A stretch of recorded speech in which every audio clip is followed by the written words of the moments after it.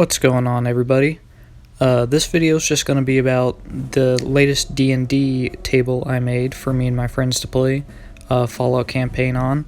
I have broken it down already, so I'm just voicing over some footage I took of it, so it might not be the smoothest, but I've been working on my newest Fallout mock in the background, and after finally breaking down this D&D game, finally have enough pieces to finish my mock. Hopefully the mock should be done soon and should come out soon, but I just wanted to go over this D&D game I made. So it is Lego and Fallout, so why not? So we'll go ahead and get started.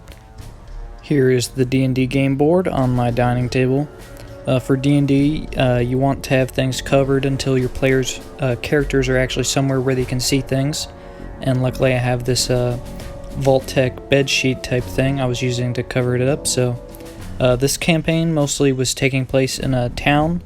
There was a couple other dungeons outside of the town, but we'll probably do those after everything in the town. So, and unlike my last D&D video, which was just like me showing the vault I made, I'll say again, for these D&D builds, they're not supposed to look very good. They're just, built quickly so that we can play them, and so they're not the best looking. Mostly need space. Everything needs to be smooth to move the characters around, but yeah. So this is the town it's taking place in. We'll just go around, and I actually want to explain some of the things that my friends did during the campaign, just to maybe get you a little more interested in it. So here's the general store. Just small little place for my friends' characters to buy things and restock supplies. They helped him find a new caravan trader to restock him. That was one of the quests they did. And you can see the Brahmin and the caravan outside the store there. And here is, I've showed that car before, but one of the other quests they had was in this smaller building. There was this old ghoul adventurer who would allow them to have his car if they helped him fix it up by finding parts. So that's one thing they did as well. And over here there's a diner next to that. There was a few quests in here. It's just got a bar and some stuff. Not too much. There's like a mercenary dude in the corner, kind of Skyrim style, that they could have hired as a companion, but they did not. They ended up getting a different companion though, but this was another guy that was available that they just didn't end up getting. I really like this little bar I made. There's some like in rooms in the back with those cloths as doors, and a lot of the buildings, I should say, also don't have doors, and that is because I ran out. But like in game, technically everything had a door. It's just that I ran out of them. So that tan base plate there is the entrance of the town, and here we have like a gang hideout. I'm just using the same figures I've used for the one in my city. This was one of the more interesting quests. There's actually a casino like across the street from this building, and these ruffians here wanted to do a casino heist and steal everything from the casino. My friends did not end up actually going through with that quest. They were trying to be more lawful, but they did bust one of these guys out of prison to prepare for the heist. And then over here, this is just like an abandoned building that had some scorpions in it, which they had a bounty to go clear out the scorpions. And you can see there's a hole in the floor there, and that hole leaded to the Dunwich ritual site, which I already made a video on. And they ended up going and exploring that little cavern underneath, and it's a pretty tough fight for them. They got pretty irradiated down there. So across the street, this is that casino I was talking about. You can see it has a skylight. That was part of the heist quest, but it's just like a small casino. Got a Nuka-Cola Protectron as one of the card dealers, and some slot machines in the corner. There's super mutants as the bodyguards. Just like 2 blackjack tables and then like 3 slot machines or something. Those are one of the owners talking with somebody in his office back room there. And yeah, I was kind of running out of tiles, probably why the floor is not the same color, but and then here we have like the vault on the right there. It's probably a good thing my friends ended up not doing that quest. I'm not sure if they would have survived, as in the vault I hid a sentry bot just hiding in the vault there, so if they had done the quest and gotten into the vault, then they would have just started getting lit up by this hidden sentry back there, and that would have been really funny. Fortunately, it didn't happen. Over here to the left, this is just kind of like a hermit type dude's house. He had a chem stations, bunch of chem stuff, and they ended up killing him to allow this ghoul guy over in the corner to take over shop here, and he became the local chem dealer, and they were able to get chems from him. Not that they did, but that was just another little quest they did. And here's just like the town doctor, in case they need to go get healed or remove radiation, just to have some place to pay caps for healing and stuff. And then across the street is the mayor's house, and this was kind of related to the main quest of the whole arc. Basically, it starts with them being like in slavery or something from some raiders, and they managed to escape, but they were sent on this quest to find some other slaves who went missing. And that's the mayor's bodyguard, the one who's all decked out there on the right, and that's his bedroom here, and not too much in there. I should have been like opening up chests and stuff, because all the chests and boxes had items my friends could actually pick up and use in the campaign. There's the mayor, and that's his office and bedroom in the back there, and that's his secretary behind that desk. And underneath his bed here is a secret entrance into the basement, which is where the missing people are being kept captive. So underneath, it's actually a pretty scary looking situation. There's some like raiders patrolling, just keeping an eye on stuff, and some captives over in the cells. And my friends ended up freeing them and killing the mayor and his associates and saved the day. Also, there's a secret little back exit right there just to sneak the captives out to sell them to the raiders or whatever. But had a happy ending. And next to the mayor's office, we have the sheriff's office.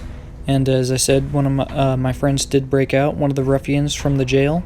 They went in there, and they didn't have too many caps, so they couldn't bail him out. But the deputy, who you can see laying on the ground, is a drunk, and he offered to pay half of the bail if they beat him in a drinking game, which didn't have an actual ending since he just passed out on the floor. And they managed to steal the keys from him and break him out. But that'll do it for the town.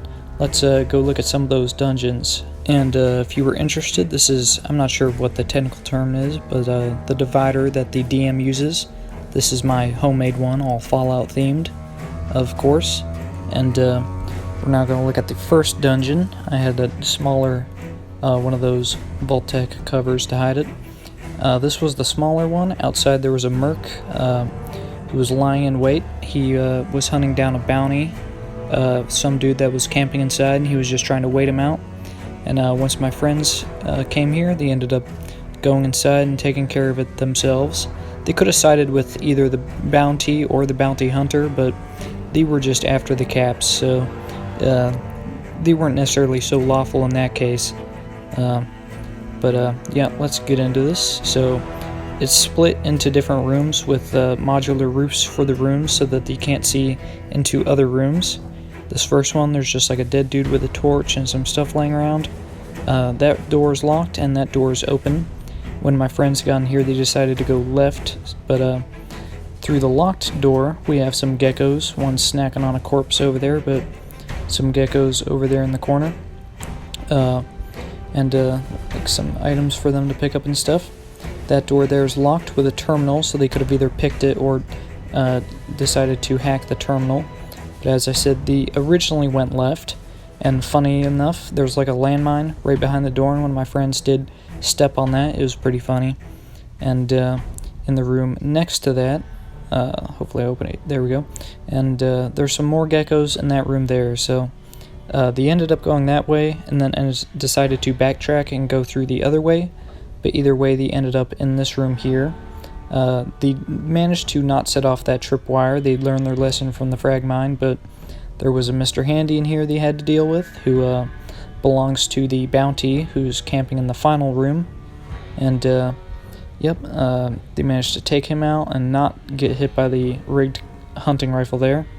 And this guy here, he had a little bit of words exchanged, but they ended up killing him and like splitting the bounty with the bounty hunter and taking all his stuff. So they pretty much cleared everything in that little dungeon. So we'll go ahead and move on to the next one. Alright, this is the really big dungeon. These dungeons were where most of the combat for the D&D was. There's a few other things, but this is where most of the combat was these two locations that were outside of town. Even though they're right next to it, they were like a couple miles away in the actual game. There's doors on each side. One's a back door and one's a front door. That was the back door right there. But my friends went in through this front door here, and they ended up encountering these two raiders inside who had them confused for somebody else, and they had the option to try and trick their way past them or something like that, get some info, but they totally blew it, and it was really funny, and we've still been memeing about it for a while. You know, they walked in, the raiders were like, "Who are you? You're not supposed to be using this door, use the," and then they just were like, "Who are you?" And then, well, it turned into a gunfight pretty quickly, but they failed to think about what to do in that situation. To the right, there was like a door that was blocked off and stuff, and that's because there's some ants over in this room. And so the raiders had barricaded and blocked that door. They did, my friends did end up going right and going this way instead of left, and they ended up in this room here with some protectrons in their like charging bays. And this was really one of the really fun things I wanted them to happen during this campaign, and they did manage to activate all these protectrons, who proceeded to march through this other barricaded door here and just start gunning down all the raiders and everybody else in the building. And yeah, it was pretty awesome, really chaotic. 3 protectrons just marching through and blasting everything, including that raider there who got taken out. And then in the next room's a really big room. This area is like a kind of like a pit situation where raiders had slaves doing like manual labor. Unfortunately, they didn't set any parameters or anything on the protectrons, so everybody got killed in this room, regardless of whether they were a raider or a captive. It was pretty brutal, just protectrons moving through and blasting everybody, though it did make the dungeon a lot easier for my friends, not having to fight everything. But got a flamer dude in the corner, and then here we have the boss. There's a frag mine behind that door there, which they didn't end up going through, but and then there was also like a super mutant guy in that room, I think. Yep, and ended up being a pretty quick encounter for them once they activated all those protectrons, just because they were lucky enough to have gone right instead of left, and ended up actually in that room before killing everyone else. So that worked out really well for them, and it was a lot of fun having that situation going on. But yep, that was all of the campaign. I hope you guys enjoyed watching this, and hopefully, now that it's broken down, I've almost finished my Fallout mock already. Hopefully that'll be out soon, and thank you for watching.